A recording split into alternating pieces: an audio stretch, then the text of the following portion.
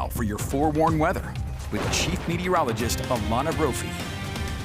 Finishing out our Friday, everybody. And Alana, I know you've got the good news heading into the weekend. Yeah, some rebounding temperatures, Sarah. Gosh, we started Easter week with above average warmth and high pressure, but then the storm moved in, and boy, did it change the script a little bit. That will change again as we get through the weekend. Jerry sent us this one from St. George, that Red Rock, really pretty. Washington County got wet weather. Dawn caught this one in Sandy. Thank you, Dawn. Really, really loved the cloud cover, the sunset, the colors coming through. It was an unsettled sunset here in northern Utah, but we stopped seeing the moisture. I have to show you this because I just jaw dropped when I looked at the Smithfield snow. This was last night, but hard to believe, mid-April.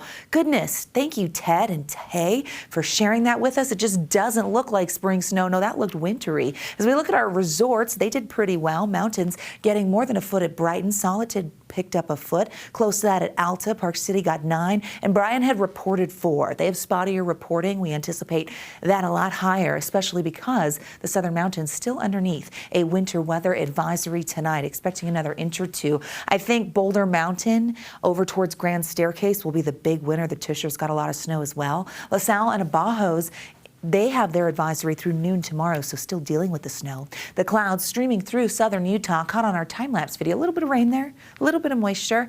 And that was really statewide. This was a statewide storm brought to you by that upper level low, which is now pulling towards the Four Corners tonight. It's got a counterclockwise flow, so that wraparound moisture, that's what we're seeing in the last few hours down towards Kanab and near the Iron County Mountains. Eventually that will clear. Another good shot coming from Bryan. This is towards the Y, the trail, looking at the moisture moving through Utah Valley. Great shot there. I mean, stormy conditions and healthy precipitation totals, more than 8/10 in Smithfield. Cottonwood Heights getting more than 3/4 of an inch. Logan was close to it. Draper at 6/10, Spanish Fork, Magna, all in that arena, 1/2 inch in Centerville. And I love to see measurable moisture in southern Utah, including Zion National Park, Cedar City, and St. George. Cedar City has just been really, really unsettled. Castle Country had a few storms roll through. Time lapse there in Price, showing the clouds on the move. And yes, we had some thunderstorms and wet weather. Highs made it to 51 in Salt Lake, 57 in St. George. So normally this time of year, the average high in Salt Lake is 62, so we were well below that. 40s and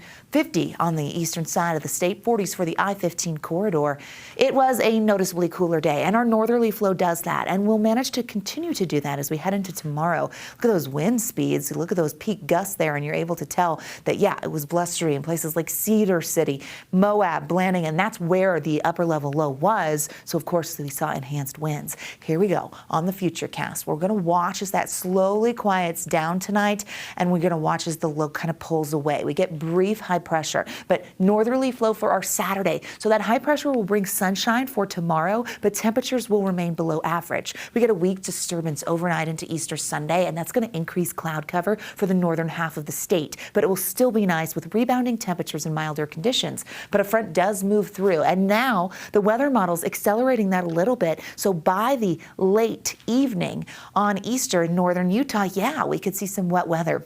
Latest run now favors Cache Valley and the Ogden Valley. It looks like a rather weak front, but we could see some moisture northwestern corner of the state, and that could linger into Monday morning with isolated showers expected. Big picture always gives you that grand view. We see the low moving out of here. There's our brief ridging, but as we head into late Sunday and Monday, a chance of showers is there because that area of low pressure to our north will send a cold front through, and so we could see additional wet weather. Quieter Tuesday, but then for the midweek, it looks a little unsettled right now. I like to forewarn you early. It's still several days away. So I say enjoy Easter weekend because we are going to be drier than we have been for the last 2 days. Temperatures in the 50s, 57 in Salt Lake tomorrow. Cold start to the day, just above freezing for those lows. So if you have an early morning Easter egg hunt tomorrow, make sure you carry the coat because it is going to be chilly. 50s and 60s, a few lingering showers in southeastern Utah, 68 in St. George. Let's look at the next 7 days. Washington County. Beautiful Easter Sunday. 76 for the high, plenty of sunshine, and that sunshine sticks around next week as we get into the 80s in Washington County. Don't you love that little bunny? I love that little bunny. Hi, bud. We have really nice conditions in northern and southern Utah for the holiday as temperatures rebound, but then that will break down a little later into the Easter overnight into Monday. 50s to 60s to okay 70s, but the chance of wet weather will be there mid to late week next week. Easter Sunday looks really pleasant. And that is the good news we're wanting. Yes. Thank goodness on this Friday. Hey, let's talk Red Rock. No, I want to talk to Bunny. Okay, we can go back to that.